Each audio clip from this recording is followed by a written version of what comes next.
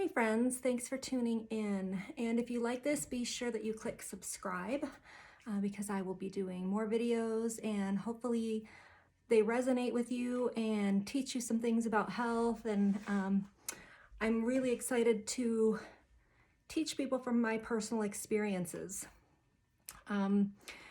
This is the end of the year. It's Christmas week as I film this.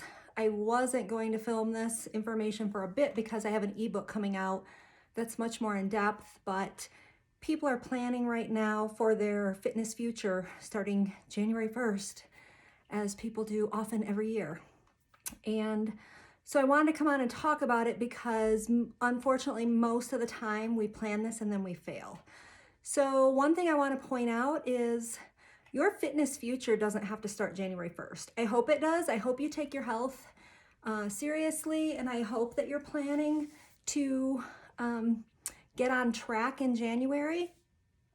But any week that you start is your new year. My 52 weeks is, I count the weeks, so I'm in week 95 right now, which would point out that my new year is the end of February. So I know firsthand that you don't have to start your new year January 1st, and it's actually kind of exciting to have a different time to celebrate your new year. So that being said, if you're not ready and focused and something I say today resonates with you and you feel like you need to give yourself a checkup from the neck up before you get started, start your new year when you're ready. Because until you're ready, you're not going to follow through, okay? And I do have notes because I want to make sure I don't miss anything. So didn't want to wait till I had a teleprompter to film this. I feel it's too important to get this information out there. So basically, I'm going to talk about the secrets to keeping weight off because I started my program, I'm going into my 7th year, and I've kept the weight off that I've lost, and I've continued to get healthier and more fit as time progresses. So I want to talk about how that happens, why that happens, and more. So there are several things to keep in mind, and one is your mindset. Why do you want to, most of you are looking at losing weight, so that's what I'll say. Why do you want to lose weight? I don't even like to call this a weight loss journey. I like to call it a health journey, a fitness journey. But if you only want to lose weight for an occasion, if in your mind you're thinking, oh, I have to look like this for Easter dinner because I'm going to wear this dress and everybody's going to look at me and think I'm amazing, you're really going at it about the wrong way. And there's different ways to change that. That's really more in depth than it will be in my book. But if you change your focus to making it about your health, it's going to change your outcome, what you accomplish weekly, and how you stick to it. If it's only a goal for an event to fit into an outfit, that's really not that important. It might seem important to you at the time, but it's not an important enough event to keep you healthy, keep the weight off, keep you moving forward. It also sets you up for failure if you don't reach that goal. So you don't reach that goal and then you go and you gorge and you fall off your wagon entirely. And if you've lost a little bit of weight, you usually gain that back and more. And that's not healthy either. So you want to think about where your mindset is and why you want to lose the weight. Are you rushing in for quick results? This is the biggest setup for failure, and it's what I see most often. There's even all these programs out there. Mind you, I have a program that is going out, that's launching January 4th, because that's a Monday. Don't want to start people on the 1st with their hangovers. But if you are going at this rushing for quick results, I'm going to be skinny by summer is in your mind, you need to change that way of thinking, and you need to slow your pace. You need to evaluate every week. I highly suggest journaling and tracking while you're working out. I tracked every step of the way. That's why I know I'm in my 95th week. I wrote down where I was mentally. I wrote down things that crossed my mind on the treadmill. I had many epiphanies. I like that word, epiphany. And I was able to see my baby steps, and those baby steps add up. But if you're rushing in, you want these huge goals marked, maybe in your 90-day program that you purchased, and some of you might be able to accomplish them, but it's actually pretty rare. And again, most of the time, you're going to fall off. And if you've bought many programs or you've tried many diets, you know exactly what I'm talking about. So the one thing you need to do is reel in, slow down, take it a week at a time, cross off those weeks with excitement, and know that the next week you're adding another baby step. And in a year's time, 52 baby steps are huge. They really, when you turn around and look at what you accomplish in a year, as opposed to rushing in and trying to do it in 90 days, totally makes the whole picture look different. And in a year, you've really built different habits. I know they say you build a habit in 21 days. I think that's per personality. I think some people can build a habit in 21 days. I think if you've spent years eating unhealthily and not exercising, it's going to take way more than 21 days or 90 days. And that is why my program is 52 weeks. So another thing, let's see, I talked about pacing yourself from the beginning. Let's see. So focus on being healthy and fit happens. I say that all the time. It's a tagline of mine. If you're doing things that aid in your healthfulness, you're going to get fit. You're going to lose body fat. You're going to get healthy, and you're going to look different. You're going to look, I don't necessarily want to say better. You're going to feel better. I don't like to say better because then somebody's going to say, well, I don't look bad now. Well, you're going to feel better. Okay. So let's just put it that way. And you're going to reach your weight loss goals. Weight loss goals is another thing. If I would have went at this with a weight loss goal, I would have a goal of weighing 10 pounds less than I weigh. And that is because in my head, I love to weigh 120, 123 pounds. It's my happy weight in my head. It's my younger version weight. And it's also not a weight that I weighed when I had a lot of muscle development. So I'm going to weigh more. So I went at this just with my baby steps, losing weight I lost weight every week. I never plateaued because I ate clean. I didn't follow a fad, goofy diet that damages you on the cellular level. And the weight fell off. I maintained the weight loss. I actually started working out after the weight loss. I highly encourage you to do it at the same time, and you'll see stronger and better results faster, even though we don't want to rush you. But when I went at it, I had no weight loss goal in mind. I also had no fitness goal in mind.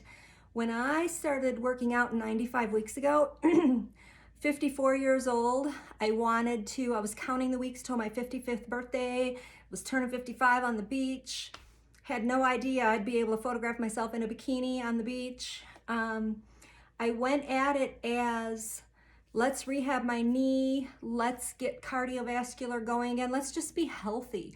I had no idea what I could do as a 55-year-old, now as a 56-year-old. I didn't set some of the goals that I'm setting now until I got to a point where I saw what my body could do, because I had no idea. And you really don't either, especially if you're starting from square one. If you're what I call a basic beginner, somebody who's never worked out, a lot of my clients are basic beginners. So you've never worked out, and you can be any age. You can be 30, you can be 70. But you've never worked out, or you haven't worked out in 10 years like I hadn't. You don't know what your body can do. So that's why baby steps help. You're going to prevent injury, and you're going to celebrate. I highly suggest celebrating every little accomplishment. And you don't celebrate them with food. It's one of the things that I hear from people is, oh, we're gonna go to dinner, I'm gonna go have this, meal because I accomplished my weight loss goal. Well, that's a big fail. And that is a big setup for future failure, because you just took all these steps forward and you're taking some steps back, okay? So focus on making foods foods that make you healthy. And unfortunately, there's a lot of misinformation about this. There's so much food on the shelves at the store that should never be put in a human body. And I'm not a fanatical, well, I guess some people are gonna think I'm fanatical. I eat foods that prevent and reverse disease. And if they don't, then I don't put them in my system. And that was a process that didn't just happen. I didn't just like read a book, wake up one day and go cold turkey. And that's something I talk about in my program too. I look at your diet and we wean you away from some of these things that are really dangerous and damaging and disease causing. So that is the whole thing. Ultimately, if you're eating a poor diet, you're creating disease. And that's why I say focus on health, because you're focused on being healthy. And people look at a thin person and they often think that person's healthy. Well, if that person's eating the standard American diet, they could be a ticking time bomb waiting for a disease to happen. And I know at my age, most of my friends, many of the women I'm around, many of the women in my jewelry company are fighting diseases that were created by food. And it's really easy to say, well, we create them ourselves, but you know what? If we don't have the knowledge, how did we know? Okay? And if they're approving these foods, we think it's okay. We think it's okay to put it in our body. And it's really not. It's damaging, and that's why disease is rampant. So don't forget, exercise is as important as brushing your teeth. Another thing you'll hear me say all the time. And 3 reasons why exercise is so important. The cardiovascular benefits. So obviously cardiovascular, lung health, but what people don't realize is we build and lose capillaries our entire life. 4 days without cardiovascular exercise and you're losing capillaries. What does that mean? That means somebody that does cardiovascular exercise routinely can utilize oxygen better. That means 5 of us in the room are not all using 1/5 of the oxygen. Okay, if I'm in a room with people that don't exercise, I'm using and utilizing the oxygen much better than they are. Okay, so also when you build capillaries, you can build more muscle. And I'm not talking about bulking, hulking muscle. I'm talking about muscle tone. And muscle tone is what's metabolic. Metabolic means that it burns your fat, okay? Also, building muscle tone, doing weight-bearing exercises aids in bone health and helps prevent osteoporosis. It's very, very important that we continue to work on our strength throughout our aging years. And also exercise aids in digestion and excreting waste, which I shouldn't really have to explain why that's so important, but we need to get that stuff out of our body. Whether we're sweating it out, pooping it out, whatever, it's gotta come out. And another thing that clients tell me they don't go to the bathroom regularly, and you know, that's diet and exercise. And it's really, really important to keep you healthy that you do these things. So in conclusion, pace yourself. Don't run to the gym and do your hardest workout January 1st, but do go to the gym. So do go to the gym, do work on your diet, start journaling, write it down, and the next week do better. And if you fall off the wagon, get back on. Your year can start at any time. Your weeks can start at any time. And don't have a destination mindset. Don't go in. If I would have gone in thinking I need to weigh 120 pounds, I'd still be really disappointed because I don't know if I'm ever gonna weigh 120 pounds, and I'm past caring because I'm healthy and I feel really good and I'm in a really good place. So I just let happen what was gonna happen. I excitedly watched it. I excitedly waited for it. It was kind of like it was a surprise. What can Marcy turn herself into? It was a complete surprise. I had no idea. And you don't know either. So don't set yourself up for disappointment, okay? Stop focusing on weight loss goals, a set number as the goal. but focus on doing something that is healthy every day. Focus on improving all the time, and know that your 100% may not always look like 100%, but if that's all you gave, all you had to give that day and you gave it, that's your 100% that day. Give yourself a pat on the back, and the next day you're probably going to be able to do a lot more. So that's really all I wanted to convey. I know this isn't like a perfect video, but I feel like these things were important to say, important to get out there. We're starting, 2021 is around the corner, and I'm going at it positively. I hope you are. This was a year's lesson of that we don't have as much control as we think we do, but we do have a lot of control over our health, and we do have a lot of control over even fighting the diseases and the things that are out there, and that is what we put in our body.